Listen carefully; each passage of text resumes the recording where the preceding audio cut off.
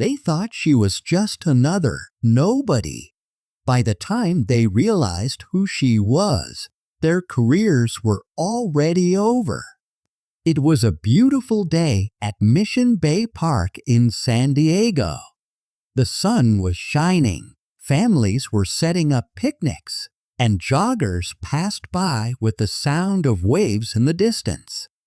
It was the kind of place where people go to relax and enjoy themselves. But for one woman, it was about to become a nightmare. She was sitting alone at a picnic table, scrolling on her phone, enjoying the fresh air like everyone else. Then, two police officers pulled up. They didn't smile. They didn't greet her. They just approached her with stern faces and loaded assumptions. "Do you live around here?" one of them asked, his tone sharp and suspicious. Before she could fully respond, they interrupted, accusing her of trespassing. She was confused but tried to explain that she wasn't doing anything wrong. It didn't matter. The officers weren't interested in explanations. They were interested in control. Their voices grew louder, their accusations sharper. Passersby started to notice, some even pulling out their phones to record. The woman, however, didn't yell or argue. She simply said, "You don't understand who I am." That one statement should have been a moment for pause, but it wasn't.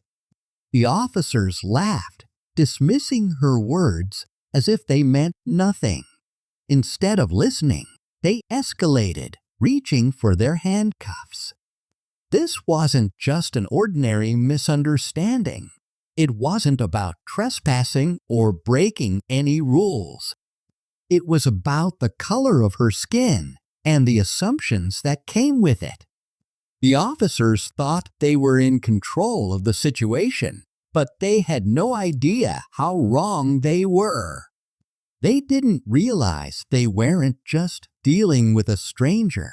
They were dealing with someone whose identity would shake their world. It all started with a call to the police about a suspicious woman in Mission Bay Park. The complaint was vague, just someone claiming that a black woman was loitering near the picnic area. For two officers on duty, that was enough. They showed up quickly, their patrol car pulling to a stop near the table where she sat alone, quietly scrolling on her phone. As they approached her, the tension was immediate. They didn't ask for details or attempt a polite conversation. One officer demanded, "What are you doing here?" His tone was sharp, almost accusatory. The woman looked up, confused but calm, and said she was just sitting there enjoying the park like everyone else. Her response wasn't enough. "This area is for locals," the other officer added, ignoring her completely. They didn't wait for her to explain further. Instead, they began insisting she was trespassing and needed to leave immediately. The accusations came quickly and without evidence. She calmly told them she wasn't breaking any rules and wasn't bothering anyone, but they cut her off, dismissing her words entirely. When she tried again to clarify, one officer said, "Stop talking back. Don't make this harder on yourself." The situation escalated as one of them grabbed her arm, making it clear they were ready to arrest her. People nearby started noticing the scene. Some paused, unsure of what was happening, while a few others began recording on their phones.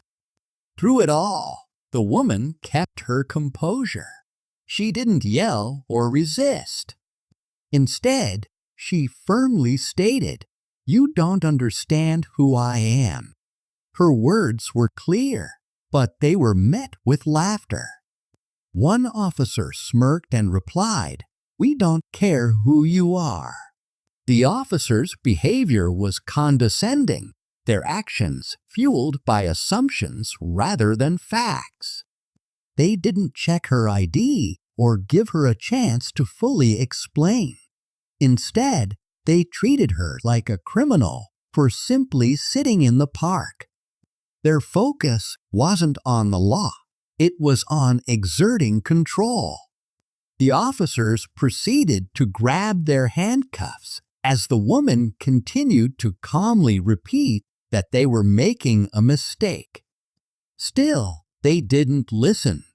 They were too sure of themselves, too blinded by their biases to realize that this situation was about to turn into something far bigger than they ever imagined.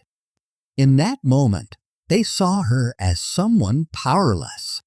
But what they didn't know was that their actions were about to unravel their own careers and reveal the truth about who she really was. The situation at Mission Bay Park continued to spiral.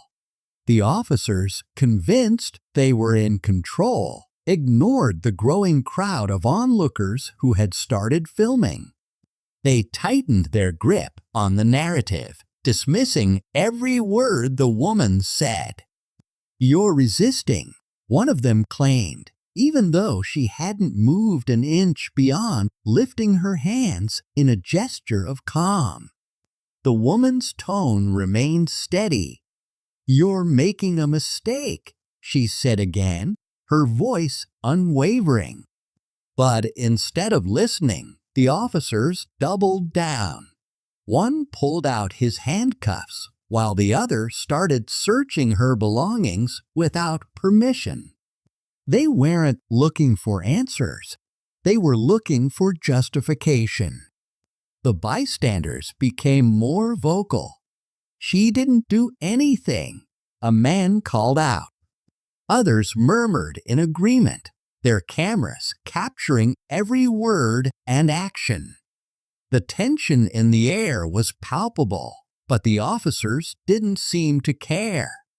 They were locked into their assumptions, too focused on what they believed rather than the truth.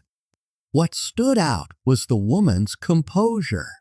Most people might have panicked, shouted, or lashed out, but not her. She held her ground, quietly repeating, "You don't understand who I am." Her calmness was unnerving to the officers, but they masked it with arrogance, laughing and mocking her under their breath. At one point, one of the officers said, "You keep saying that, but it doesn't matter who you are. The rules are the same for everyone." The irony was glaring. If that were true, she wouldn't have been singled out in the first place. The woman's calm demeanor, combined with the growing crowd and the relentless cameras, created a sense that something bigger was coming. The officers remained oblivious, thinking they were moments away from shutting the situation down. They couldn't have been more wrong. What they didn't realize was that every second of this interaction was sealing their fate. With every smug word and every dismissive action, they were digging a hole they couldn't climb out of, and the truth was about to hit them harder than they could have imagined. The courtroom was packed. The two officers sat at the defendant's table, their confident postures and smug expressions hinting that they believed this was just a routine case. They assumed they would walk away unscathed, blaming the incident on protocol and their perception of a threat. What they didn't know was that this day would completely unravel their careers. The woman entered the courtroom calmly, with her lawyer by her side. There was a quiet dignity about her, a stark contrast to the chaotic encounter at the park. As proceedings began, the officer's defense leaned on the usual excuses. They were responding to a complaint. They acted appropriately given the circumstances, and they didn't know who she was. Their argument was flimsy, but delivered with confidence. Then her lawyer stood up. "Your Honor," he began, "before we proceed, let me introduce my client properly." The courtroom grew silent. The officers looked mildly curious, but not concerned. They still hadn't put the pieces together. "She is not just a private citizen," her lawyer continued. "She is the wife of the San Diego chief of police." The room erupted. Gasps filled the air as the weight of the revelation sank in. The officers' smug expressions vanished, replaced by visible panic. One of them shifted uncomfortably in his seat, while the other looked down, avoiding eye contact. The lawyer didn't stop there. He presented the body cam footage from the officers, showing their dismissive language, their refusal to listen, and their unwarranted aggression. He followed it with witness testimony from bystanders at the park, who confirmed that the woman hadn't done anything wrong. The footage and testimony painted an undeniable picture of racial bias and abuse of power. As the evidence piled up, the officers' defense crumbled. Their attempts to justify their actions came across as weak and insincere. The judge's stern expression gave little away, but it was clear that the officer's behavior was indefensible. When the woman took the stand, her testimony was calm and composed, just like her demeanor at the park. She recounted the incident without anger, focusing on the facts. "I told them they didn't understand who I was, not because I thought my identity should matter, but because I wanted them to stop and think about their assumptions," she said. Her words carried a weight that silenced the entire room. The officers' humiliation was complete. They had judged her based on her skin color, dismissed her as unimportant, and treated her with disrespect, all while unknowingly targeting someone who had the power to hold them accountable. By the end of the hearing, the decision was clear. The officers were suspended and faced disciplinary action, with the story making headlines across the state. In that moment, their arrogance and biases had cost them everything. For the woman, it wasn't about revenge. It was about justice and exposing a system that too often operated on prejudice rather than truth. The courtroom buzzed with chatter as the verdict was read. Both officers had been suspended, pending further investigation, and their careers were now hanging by a thread. The news spread quickly, with media outlets picking up the story and amplifying public outrage. Clips from the body cam footage and bystander videos went viral, sparking a larger conversation about racial bias and accountability in law enforcement. The officers left the courtroom looking defeated, their arrogance completely gone. The smirks they once wore had been replaced by downcast eyes and stiff, robotic movements. They had spent the entire trial trying to justify their actions, but the evidence had spoken louder than their excuses. Meanwhile, the woman walked out of the courtroom with her head held high, surrounded by reporters eager to ask questions. She gave a brief statement, her voice calm and firm, just as it had been throughout the ordeal. "This wasn't just about me," she said. It's about how people are treated based on assumptions and biases. This is why accountability matters. Her words resonated far beyond the courtroom.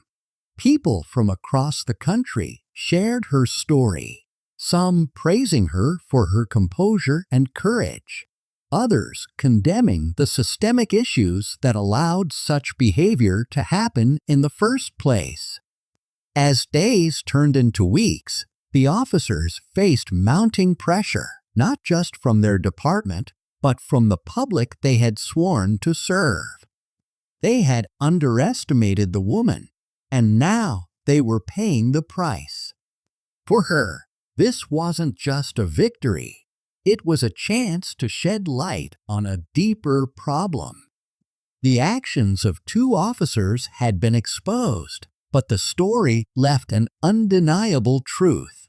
This wasn't an isolated incident. It was part of a much larger issue, and it was time for change.